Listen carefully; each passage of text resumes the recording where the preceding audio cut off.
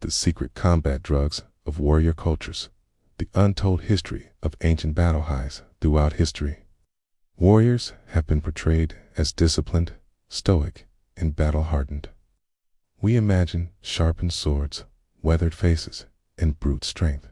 But hidden beneath the polished surface of this imagery is a far more mysterious and rarely discussed element of combat: the use of substances to alter the mind, push the body, and unlock an almost supernatural state of aggression or fearlessness.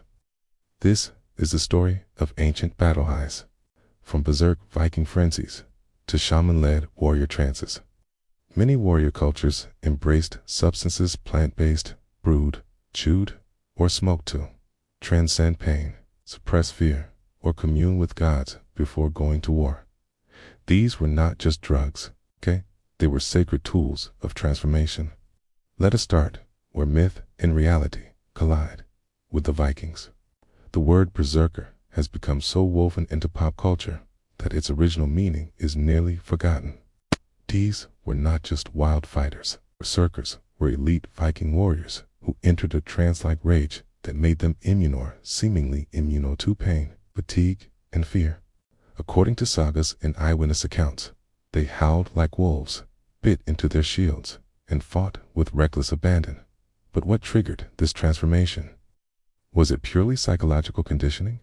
Or was there a chemical element? One theory points to Amanita muscaria, the bright red mushroom with white spots. This mushroom is both toxic and psychoactive. It does not produce the kind of visual hallucinations associated with LSD, but rather induces confusion, aggression, twitching, and extreme stimulations, sometimes with zero memory afterward. Some ethnobotanists believe that berserkers consumed it before battle in carefully prepared doses, possibly under the guidance of seers or shamans. The mushroom's active compounds, muscimol and ibotenic acid, can produce alternating states of drowsiness and aggression. In some animal studies, it caused frenzied behavior. Skeptics argued that the mushroom would be too unpredictable, but others point out that the Norse were deeply ritualistic. If anyone could master the risky art of dose control and ritual timing, it was them.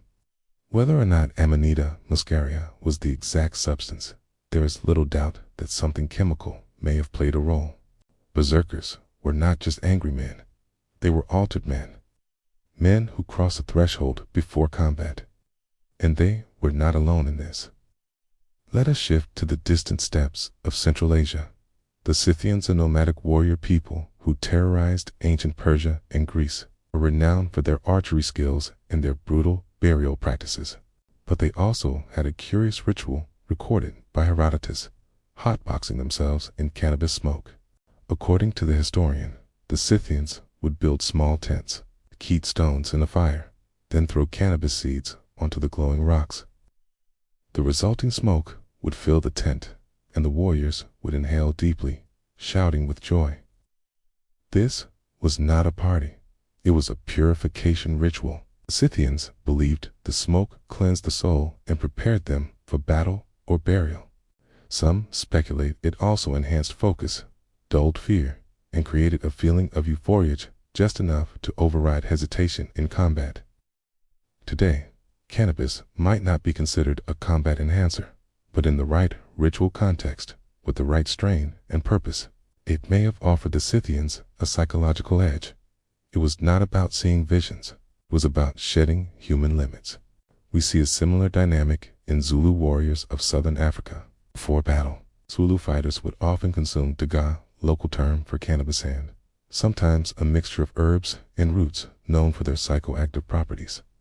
One plant of note was iboga, a powerful hallucinogen still used today in Bwiti spiritual ceremonies, while it is unclear if iboga was widely used among warriors. It demonstrates that African tribes understood and harnessed the mental effects of plants long before European contact. More commonly, Zulu warriors used snuff-powdered substances inhaled through the nose to stimulate aggression and alertness. Combined with rhythmic drumming, intense war dances, response chants, the result was a hypnotic state that bordered on possession. entire regiments would move as one, high on ritual, rhythm, and chemical stimulation. This brings us to an important point. Combat drugs were rarely taken in isolation. They were part of a ritualized experience: chants, movement, smoke, symbols, music. The drug was just one layer of an immersive psychological transformation. A warrior did not simply take a pill and run into battle. He entered a world where identity dissolved, fear faded, and the mission became sacred. Consider the Aztecs, who fused war with religion in a way few cultures ever matched. Aztec warriors were not only trained to kill, they were trained to do so in the name of gods who demanded blood. For a battle, some elite warriors consumed peyote, a cactus containing mescaline, which induces intense hallucinations and emotional surges. The goal was to enter a divine state, guided by visions and fueled by cosmic purpose. War was not just survival, it was a sacred offering. Blood was currency. Its victory was transcendence. The Aztecs also used cacao, the bitter ancestor of modern chocolate, mixed with chilies and possibly hallucinogenic mushrooms or morning glory seeds to create sacred drinks consumed by warrior priests. These concoctions were designed not only to energize, but to link the drinker to the spirit world. When the jaguar-clad warriors charged into enemy lines, they did so with the eyes of gods burning behind their own. In the Amazon, tribes like the Yanomami used a powerful snuff called yopo, made from the seeds of the anadenanthera tree. It contains DMT-like compounds that induce short but intense visions. Before raids, Yanomami warriors would inhale yopo under the supervision of shamans. The hallucinations were not distractions, they were guidance. Visions of ancestors, spirits, and enemies informed tactics, inspired courage, and justified violence. In this world, the line between hallucination and revelation was thin. The warrior was not just fighting other men, was fighting as an instrument of the cosmos. This theme repeats across continents.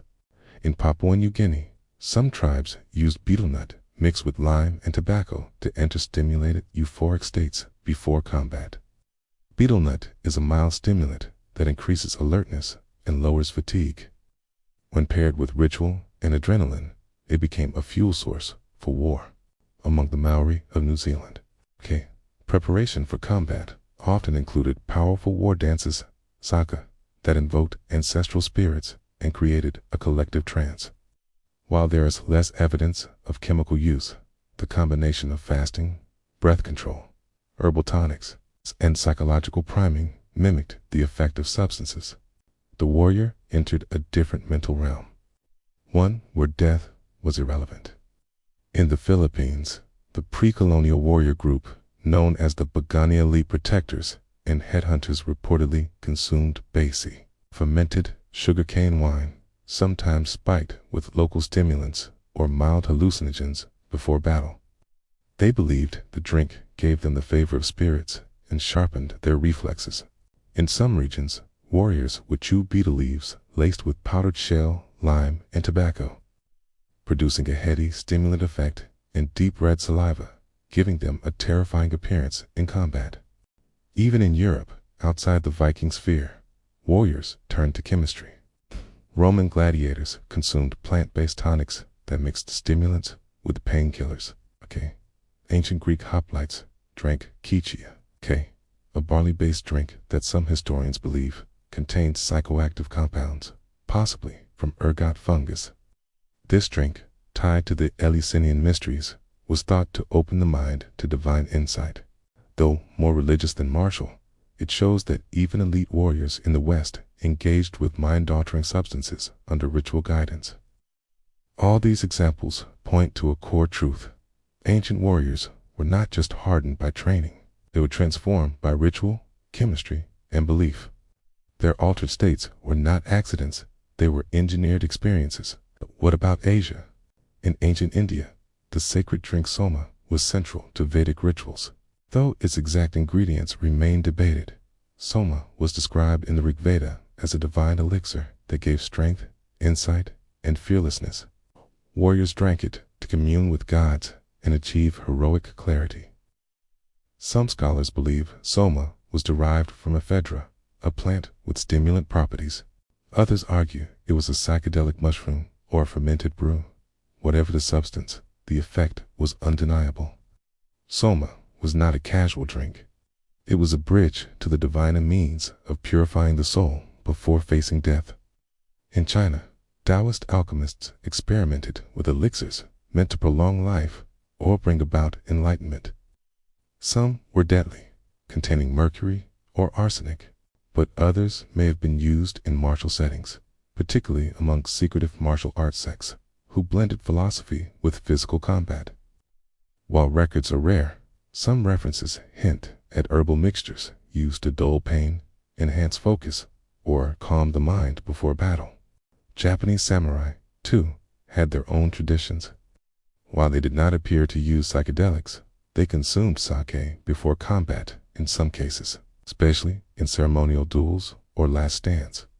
More important, however, was the psychological preparation: Zen, meditation, tea ceremonies, incense, and mantra repetitional techniques to regulate breathing, clear fear, and enter a combat-ready flow state. The absence of chemical drugs did not mean the absence of altered states. And finally, we arrive in the modern era, where ancient instincts collided with industrial warfare. In World War II, Nazi Germany issued millions of tablets of Pervitin, a methamphetamine-based drug, to its soldiers. Nicknamed tank chocolate, it kept troops awake, alert, and aggressive during blitzkrieg operations. Japan had its own version, Philippon, also meth-based. Allied forces experimented with stimulants. 2-benzodrine was given to pilots and paratroopers. The effects were staggering. Soldiers could march longer, fight harder, and suppress fear, but the cost was addiction, paranoia, and eventual collapse. What started as a military advantage became a medical and moral disaster. This is where the ancient world and modern world diverge. The ancients used mind-altering substances within a deeply ritualized spiritual framework. The modern era industrialized the high, removed the soul, and created a machine. But the core idea remains. Humans have always sought ways to alter their minds before entering violence. Whether through mushrooms, wine, plants, powders, chants, or prayers. Warriors across time used every tool available to override the most human instinct of all, the desire to live. Because in the crucible of war, fear is death, and transformation is survival. The secret combat drugs of warrior cultures, the untold history of ancient battle highs. Now we ask, what were the long-term effects of these combat highs? Were these substances truly empowering, or did they come at a cost? How did myth preserve or distort the truth? And what echoes of these practices still linger today in both warfare and modern society? To understand the psychological effects of combat drugs, we must begin with one key principle: altering the mind. Before this battle is as much about transformation as it is about control. The warrior who takes a substance is not just trying to boost endurance or strength. He is trying to shed his identity.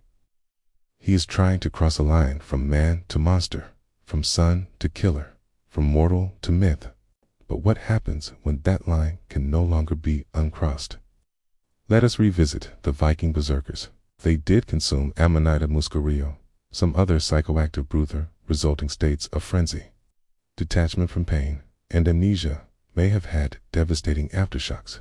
Imagine waking up from a blood rage, unaware of what you did.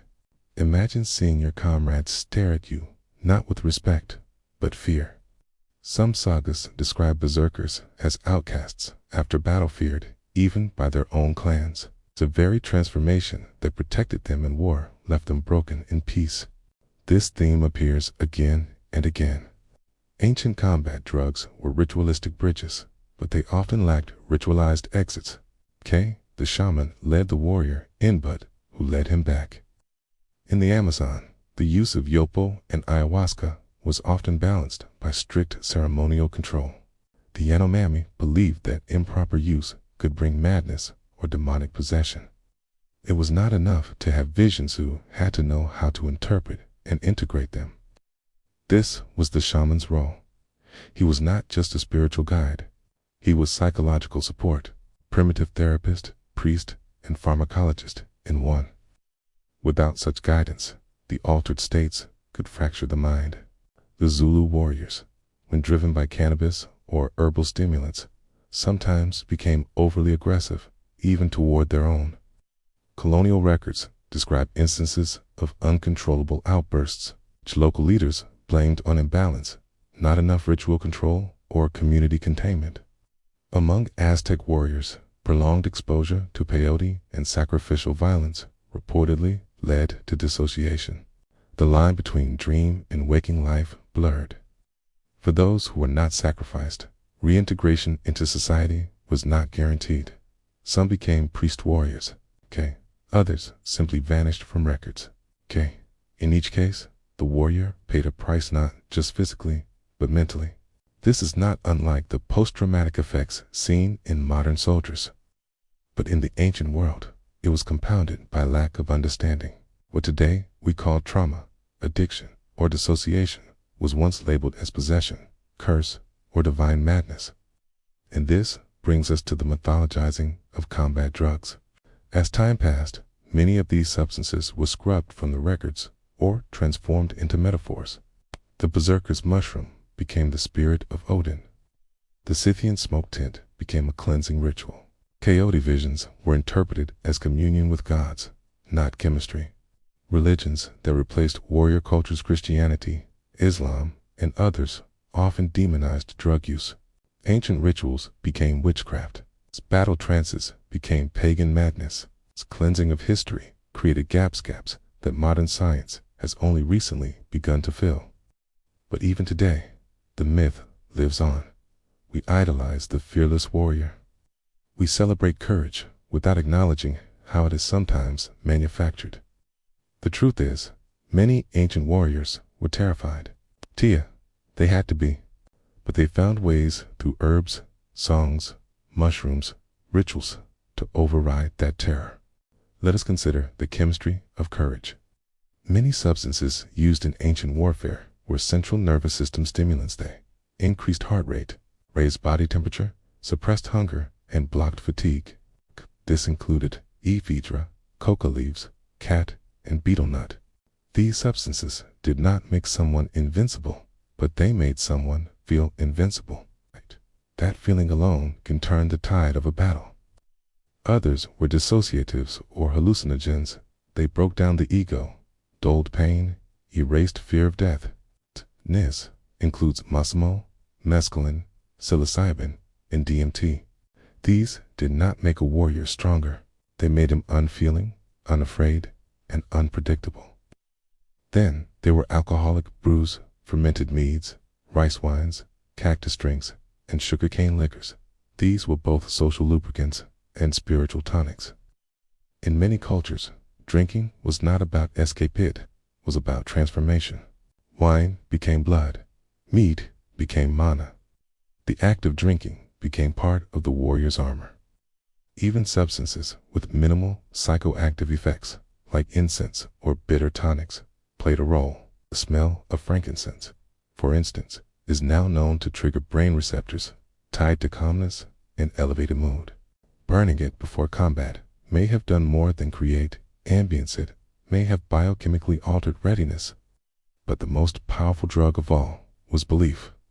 Belief in a God who protected you. Belief in a spell that made you invisible. Belief that your ancestors fought beside you. These beliefs, layered on top of chemical manipulation, created a supernormal static condition where the body exceeds its limits, not because it can, but because it must. It is this combination's substance plus story that made ancient combat drugs so potent. Without the mythology, the drug is just chemistry. But with it, the drug becomes divine. Modern science has begun to revisit these ancient practices, not out of nostalgia, but curiosity. Neuroscientists studying fear response have found that some hallucinogens, like psilocybin, reduce amygdala activity, the brain's fear center. In controlled settings, this has helped veterans with PTSD, but in uncontrolled war zones, it may have simply turned trauma into madness. Researchers in military ethics have questioned whether ancient combat drugs were a form of mind control, not by governments, but by culture. When an entire tribe believes that a specific root or mushroom grants invincibility, refusing to take it is a form of cowardice. The drug becomes not just a personal tool, but a cultural mandate. This mirrors what happened in World War II, when Nazi soldiers who refused Pervitin were seen as weak. The drug created a new standard of performance, one that natural human limits could no longer meet. Today, some elite military forces still experiment with performance enhancers. From modafinil to beta blockers, chemistry has not left the battlefield. It has only become more clinical, more controlled, and more deniable. But the ancient world teaches us something modern warfare often forgets. Altering the mind for battle has consequences. Without a ritual framework, without a way to process, contain, and heal, the altered state can become a permanent fracture. This is why the role of the shaman, priest, or elder was crucial. They were not dealers. They were integrators. They gave meaning to madness. They turned visions into action. They helped the warrior return home, not just physically, but mentally. One of the most chilling aspects of ancient combat highs is how they erased empathy. The berserker in rage could not tell friend from foe. The peyote-drenched Aztec could rip out a heart with reverence. The yopo-blasted raider might believe his enemy was a demon, not a man, and this was the point. Empathy in combat was a liability. The substances removed that barrier. But what happens when the battle ends and the empathy does not return? This question haunts warrior societies to this day. The samurai may not have used combat drugs, but their intense psychological training often led to emotional detachment, even depression, after battle. They too walked the line between clarity and collapse. The Roman gladiator may have sipped herbal tonics to numb fear. But once the crowd's roar faded, he was just a man again scarred, addicted, and expendable. In the modern soldier, given amphetamines or adrenaline surges through conditioning, may return home with honors, only to struggle with rage, anxiety, and a mind that will not shut off. This is the legacy of combat highs. Not the glory, not the victory, but the cost. And yet, the myth endures. Films, video games, and novels still romanticize the warrior in a trance, the unstoppable beast, the fearless juggernaut. What they often leave out is the crash the hollow aftermath, the broken brain, the haunted soul. Ancient warriors knew this. That is why their substances were framed not as drugs, but as sacraments. Not as hacks, but as rites. They understood what modern culture often forgets. Transformation without meaning leads to destruction. So, what can we learn from all this? First, that altered states are real tools and dangerous ones. Whether through chemistry or ritual, they change behavior, perception, and memory. In combat, this can be an asset, keen, peace, a burden. Second, that context is everything. A mushroom in a forest is food. A mushroom in war is a weapon. The same goes for coca leaves, cannabis, or wine.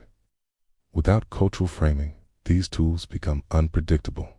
Third, that war has always been psychological, and warriors have always known it. The greatest battles are not only fought with muscle and steel but with the mind. Finally, we must accept that the superhuman warriors of history were not born that way. They were shaped, altered, chemically lifted, and spiritually possessed. Their stories survive not because they were perfect, but because they were willing to do whatever it took to overcome fear. Sometimes that meant eating a route. Sometimes that meant drinking a potion. Sometimes that meant believing in something bigger than death. In those moments, half myth, they became something terrifying, something divine, something unforgettable. This is the secret history of combat drugs. A history not of weakness, but of transformation. A history written not just in blood, but in chemistry, in vision, in myth. And it is not over. Even today, in the deserts of modern conflict, the jungles of rebellion, or the shadows of special ops, the warrior still reaches for a substance, a symbol, a mantra, something to silence the doubt. Sharpen the blade and step across that ancient line. From the steppes to the Amazon, from temples to trenches, the battle high lives on.